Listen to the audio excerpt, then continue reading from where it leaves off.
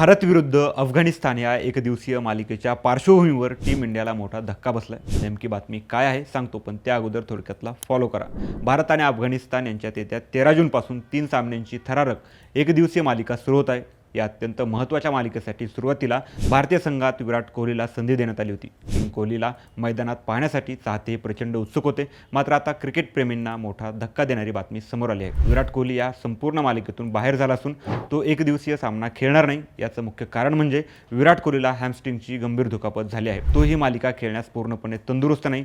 यामुळे विराट कोहली अफगाणिस्तान विरुद्धच्या या वनडे मालिकेत खेळू शकणार नसल्याचं स्पष्ट झालंय। विराट कोहली मालिकेत नसल्यामुळे आता संघात त्याची जागा कोण घेणार, किंग कोहलीच्या जागी टीम इंडियात कोणत्या युवा खेळाडूला संधी मिळणार, याकडे संपूर्ण क्रिकेट विश्वाचं लक्ष लागून आहे। तुम्हाला काय वाटतं, विराट कोहलीच्या जागी भारतीय संघात तिसऱ्या क्रमांकावर खेळण्यासाठी कोणत्या खेळाडूला संधी मिळाली पाहिजे? तुमचं मत कमेंटमध्ये नक्की सांगा आणि क्रिकेट विश्वातील अशा महत्त्वाच्या बातम्यांसाठी थोडक्यातला फॉलो करा। बातमी म्हणजे थोडक्यात।